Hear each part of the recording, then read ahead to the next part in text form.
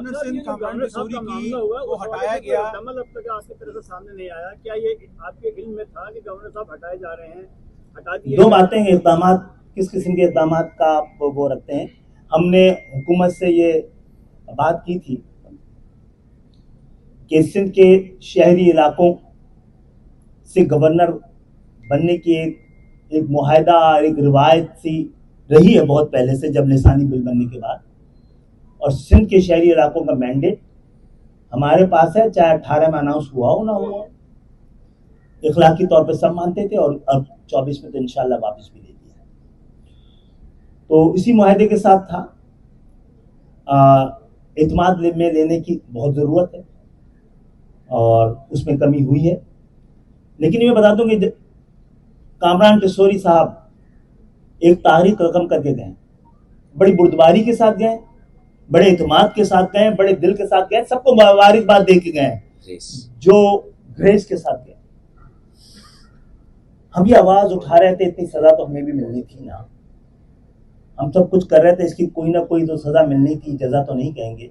लेकिन एमक्यूएम की ताकत वजारतों में, ऐवानों में और इन घरों में नहीं है। ये घर जो कि कॉलोनियल दौर की यादगार है, इसको अवामी यादगारों में हमने तब्दील कर दिया। जिन घरों में हम रहते हैं, हमारे आस और पास की आहें बकाए हैं ये,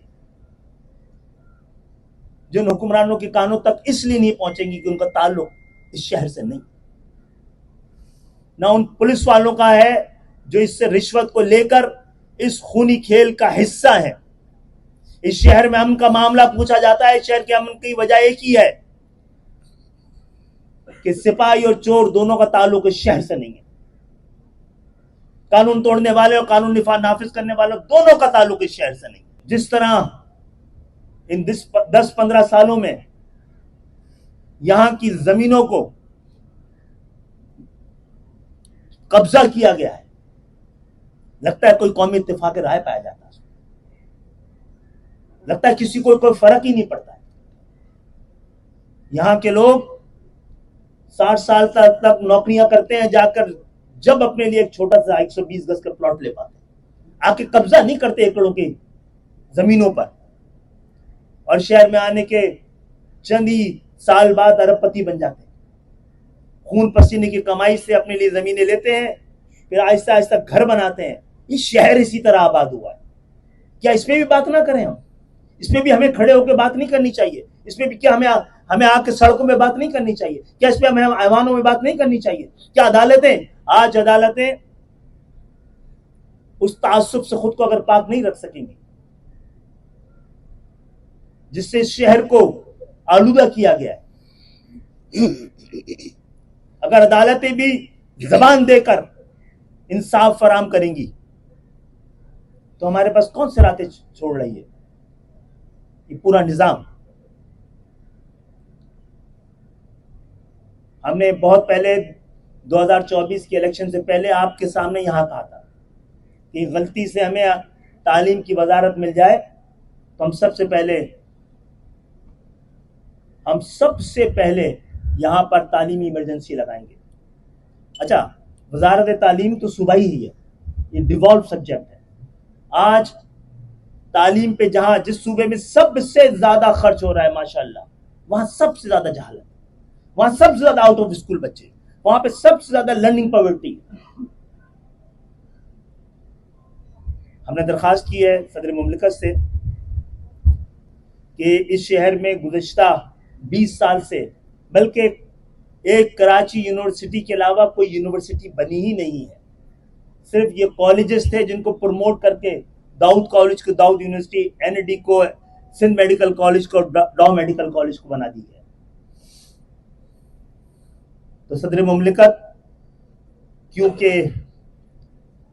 वफाकी यूनिवर्सिटियों के चांसलर भी हैं, तो हमने भी कहा है कि कराची तालीमी हवाले से भी एक इमरजेंसी की सूरत हाल में आला तालीम के हवाले से वो अपना रोल करें। मुझे उम्मीद है कि वो ईद से पहले 1-2 दिन में ज़रूर इस हवाले से मकालमे की कोई सूरत इख्तियार करेंगे ताकि हम ये कर सकें। जो लोग कमाने आते हैं वो डिक्टेट कर रहे हैं। एमक्यूएम 84 में बनी है और ये हमारी खिदमत की बुनियाद 1979 की है। तो पहले खिदमत की बुनियाद रखी गई और उसके बाद सियासी तहरीक का आगाज किया गया और हमारे दिल के सबसे करीब है।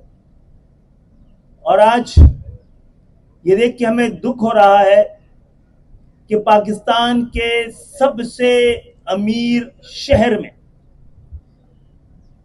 जहां में बानियाने पाकिस्तान की औलादों का मस्कन है, जिससे 77 साल से इस मुल्क को चलाने, पालने, इसकी हिफाजत करने और बड़ी ईमानदारी के साथ हुब्बुल वतनी के सबसे बड़े सर्टिफिकेट यानी कि टैक्स देने की जिम्मेदारी ली हुई है। मुल्क के अमीर तरीन शहर में गुज़श्ता 2 दिहाइयों में 17-18 साल से सबसे ज्यादा गुर्बत बढ़ी है। सबसे अमीर शहर में सबसे ज्यादा गुर्बत है और उसका अलमिया एक ये है कि इस शहर को आबाद करने वाले, जहां पर इनका जीना मरना जिन लोगों का है, वो इन हालात का सबसे ज्यादा शिकार हुआ।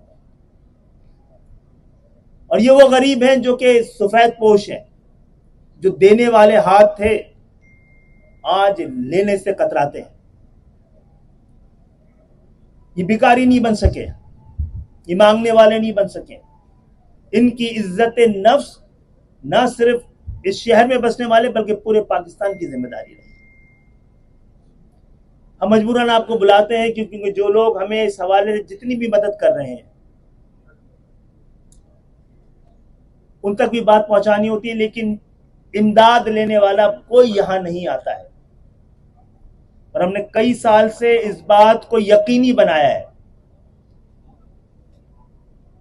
कि इस हवाले से कोई तस्वीर ना खींचे। लेने वाला हाथ और देने वाला हाथ, जिसके जरिए देने वाला हाथ यानी वो हमारे रजाकार जो ये सारी अमानतों को लेकर जिन लोगों जो हकदार हैं उन तक पहुंचाएंगे, इतनी ही जिम्मेदारी रखते हैं। आज आपको बुलाने का मकसद भी है। और जिन हालात का हम जिक्र कर रहे हैं ये बहुत बड़ा सवाल है। इसके लिए आपको कोई अदालत लगाने की जरूरत नहीं है, कोई तहकीकाती कमीशन बनने की जरूरत नहीं है। कि वो शहर जो 2018, 2008 में 9 में दुनिया के इमर्जिंग शहरों में था, इस 17-18 साल के बाद दुनिया के रहाइश के लिहाज से बदतरीन शहरों में इसका शुमार क्यों होता है? ऐसी क्या तब्दीली आ गई थी? और ये तब्दीली बार बार जब भी आई है, इस 50 साल में पाकिस्तान की जो सूरत हाल बनी है, वो पाकिस्तान जो अक़वाम आलम में सर उठा के चलने के लिए बना था, वो पाकिस्तान जो मिल्लत इस्लामिया के लिए मॉडल बना था, ये किसने है जिसने मंडी बना दिया? इसके लिए अखबारात के सफात काफी है। यहां पे किसने वो इक़दामात किए हैं जिससे ये शहर और ये सूबा 2 हिस्सों में तकसीम नजर आता है? किसने तबकात बना दिए हैं एक ही सूबे के अंदर? आज इस शहर की हालत यह है कि जिसके फंड से पूरे पाकिस्तान में मोटरवे है, जो मोटरवे के कर्जे हैं इस शहर को ही पूरी जिम्मेदारी के साथ उतारने हैं। पूरा पाकिस्तान मोटरवे के जरिए कनेक्ट है। इसका वाहिद पोर्ट जो है पाकिस्तान का, जो इसकी ग्रोथ का जो इंजन है, जो इसका इंडस्ट्रियल और कॉमर्स का कैपिटल है, वो इस मोटरवे के जरिए पाकिस्तान से जुड़ा हुआ नहीं है। हैदराबाद कराची के दरमियान, कराची हैदराबाद के दरमियान कोई मोटरवे मौजूद नहीं। और हालात ये हैं कि जो लोग कमाने आते हैं वो डिक्टेट कर रहे हैं। ये हमारे अदवार में 2 बाजू बना दिए गए थे, right and left, northern bypass, southern bypass. लेकिन करोड़ों रुपए का रोज आने का बिजनेस धंधा है। कि इन रोडों को जो 15-20 मील का फर्क डालती हैं, जो अरबों रुपए कमाते हैं, वो वहां से गुजरना नहीं चाहते। वो कराची के सीने पे चढ़ के गुजरना चाहते हैं।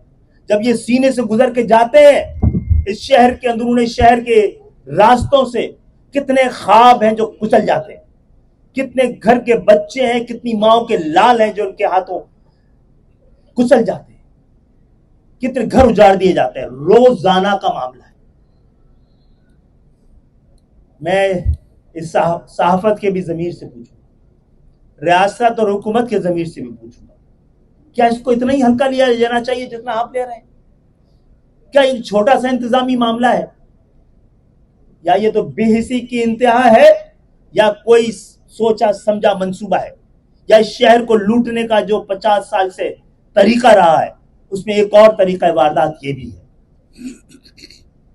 क्या इस शहर के नुमाइंदे इस पे आवाज भी ना उठाएं, इस पे बात ना करें, इसके लिए खड़े हो ना, उन जनाजों में जाके शरीक ना हो? इस हवाले से एक बार फिर हम मुतनब्बे नहीं कर रहे, दरखास्ती कर रहे हैं आज कि ये ईद से पहले इस हवाले से कोई वाज़े बयान आ जाना चाहिए, वरना जिनके बच्चे इस सड़कों पे कुचल दिए जाते हैं वो खड़े होकर एहतजाज करने लगे, तो हम उनके एहतजाज से अपने आप को किस बुनियाद पे, किस इखलाकी बुनियाद पर, किस आइन और कानून के तहत, किस उसूल के तहत उनसे हम अपने आप को दूर रख पाएंगे?